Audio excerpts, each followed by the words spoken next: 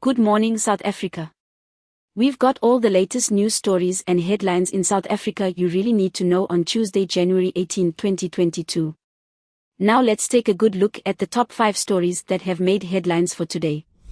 Ramaphosa may face perjury charge for Zondo testimony. Is Cyril Ramaphosa's house of cards tumbling this week? Within hours of an ANC MP demanding a SCOPA probe into the president, the DA has compounded his misery by pushing for a potential perjury charge.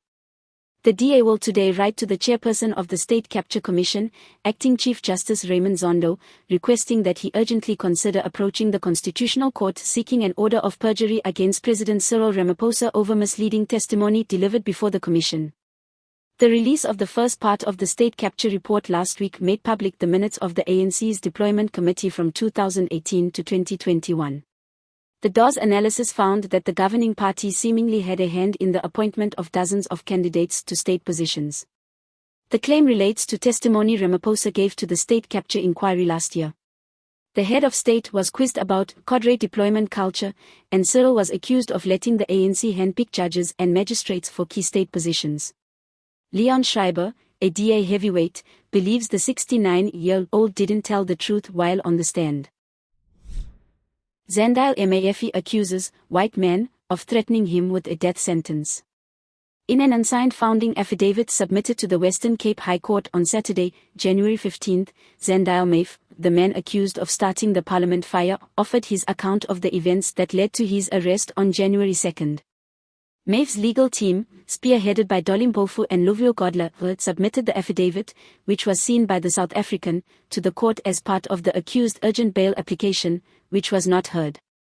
Judge President John Hlofi postponed the bail application to Saturday, January 22. Hlofi explained to the legal teams that a review of a decision taken by a magistrate cannot be presided over by a single judge, and as he was the only judge on duty, that matter will be heard by himself and another judge on Tuesday, January 18 at 1600 hours. Heavy rain caused havoc in parts of SA over weekend. Heavy rainfall over the weekend caused havoc across the country, damaging roads and causing flooding in some areas. According to reports, 35 people were trapped due to the Ladysmith CBD floods on Monday morning. The lower parts of Ladysmith CBD were flooded after the Klip Rivier Dam burst its banks on Sunday night. The police rescue teams used rubber boats to evacuate people from Alexander and Forbes streets, and 35 people were safely removed on Monday morning. An unidentified man executed near BALLITO. The body of an unidentified man shot execution style was found on Monday morning on an unpaved road between BALLITO and Tongat. According to Reaction Unit SA, RUSA, spokesperson Prem Balram, they were called to the scene at around 6:58. Members of Reaction Unit South Africa, RUSA, arrived on scene at approximately 6:58 and found the man lying in a prone position. His hands were bound behind his back with cable ties. He appears to have sustained 2 gunshot wounds and blunt force trauma to his head. 2 9mm spent cartridges were recovered near his body, he said. Balram added that the man appears to be in his mid-30s. If you fail MATRIC, you still have plenty of options. Students around the country will soon learn whether or not their efforts to pass the year were successful, and while many will breathe an immense sigh of relief when their MATRIC results are released on January 21, 2022, others will find these facing a great deal of anxiety and uncertainty. Failing MATRIC might seem catastrophic, but it certainly doesn't mark the end of your prospects of success.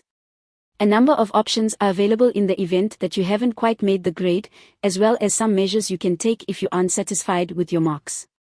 The Department of Basic Education, as well as a host of other educational support platforms, agree that the first thing to do is engage in a bit of self-reflection. Did you try your best? What more could you have done to give yourself the best chance of achieving a pass, and can you honestly say that you gave it your all? This is Leah for the South African.